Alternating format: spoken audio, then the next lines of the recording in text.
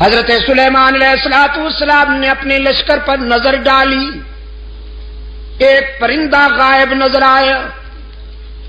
قرآن کہتا ہے وَتَفَقَّدَ الطَّيْرَ فَقَالَ مَا لِي لَا أَرَى الْهُدْهُدَ أَمْ كَانَ مِنَ الْغَائِبِينَ۔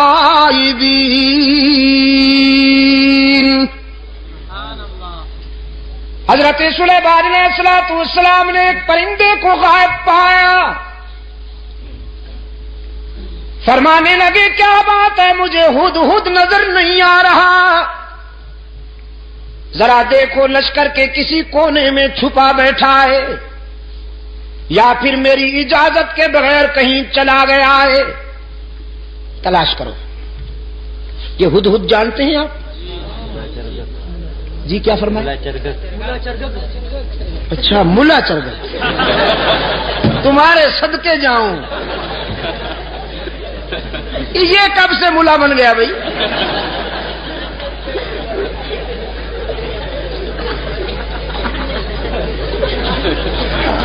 اور آپ کو یہ اتھارٹی کس نے دی ہے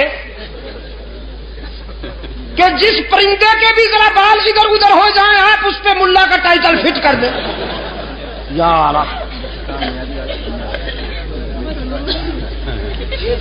چلو پھر بھی گوارا ہے، اچھا پرندہ ہے، بڑا خوش نصیب پرندہ ہے، قرآن میں جس کا تذکرہ فخریہ انداز میں آیا ہے۔ ہاں اس پر حسد کیا تھا کوے نے۔ حضرت سلیمان علیہ السلام نے جب اس ہدہد سے پوچھا کہ تمہارے اندر کون سی خوبی ہے، اللہ نے تمہیں کون سی خوبی عطا کی ہے، تو یہ کہنے لگا اللہ کے نبی مجھے اللہ نے یہ خوبی عطا فرمائی ہے کہ میں خشک زمین کو دیکھ کر اندازہ کر لیتا ہوں کہ پانی کتنا دور ہے، نظر میں رسائی دے دی ہے اللہ نے، خشک زمین کو دیکھ کر میں یہ اندازہ کر لیتا ہوں کہ کتنی گہرائی پہ پانی مل سکتا۔ حضرت سلیمان علیہ السلام نے فرمایا بھی تم تو بڑے کام کے ہو، ہمیں ویرانوں میں اور صحراؤں میں سفر کرنا ہوتا ہے، تو ہم کیوں نہ تمہاری اس استعداد سے کام لیں، اس صلاحیت سے کام لیں، بس تم ہمارے ساتھ رہا کرو، ہمارے ہم سفر رہا کرو، تاکہ ہم تیری اس خداداد صلاحیت سے کام لے سکیں۔ اللہ کے نبی نے ہدہد کو اپنا مقرب بنا لیا، اپنا ہم سفر بنا لیا، کوے میاں سے برداشت نہ ہوا۔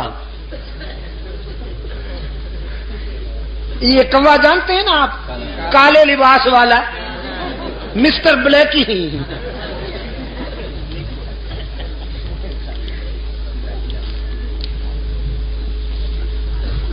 اس جنس سے ایسے فیصلے برداشت نہیں ہوا کرتے۔ اللہ کے رسول صلی اللہ علیہ وسلم نے صدیق اکبر کو اپنے پہلو میں سلا لیا، کبو کو برداشت ہوا نہیں ہوا، بڑی سخت تکلیف ہے بیچاروں کو۔ استغاثہ دائر کر دیا کوے نے ہدہد کے خلاف، اسکینڈل بنا لیا بدبخت نے، کہنے لگا واہ جی واہ، یہ کہتا ہے کہ میں خشک زمین دیکھ کر اندازہ کر لیتا ہوں کہ پانی کتنا دور ہوگا، بالکل غلط ہے۔ میں نے کئی مرتبہ دیکھا ہے کہ یہ جال میں پھنسا ہوا پھڑک رہا ہوتا ہے،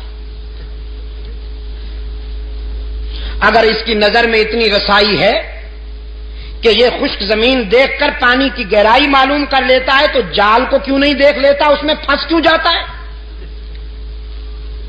عیار تو بڑے ہوتے ہیں نا، یہ لفاظ اور لسان تو بڑے ہوتے ہیں۔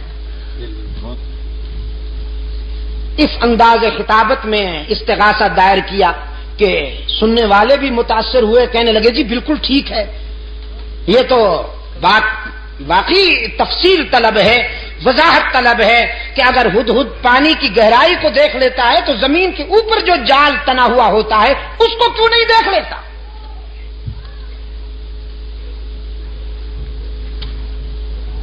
حضرت سلیمان علیہ الصلوۃ والسلام کی عدالت میں طلبی ہو گئی ہدہد کی. کوا بھی برادری سمیت آ پہنچا.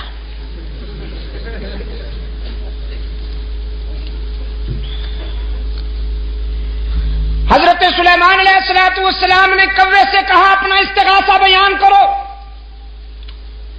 اس نے وہ کہانی پھر دوہرا دی کہ جناب یہ کہتا ہے میں زمین کو دیکھتا ہوں تو اندازہ کر لیتا ہوں پانی کتنا دور ہے، جبکہ یہ زمین کے اوپر والے جال کو نہیں دیکھ سکتا، اس میں پھنس جاتا ہے، تو اس کا یہ دعویٰ غلط ہے، خلافت اس کو نہیں ہمیں ملنی چاہیے.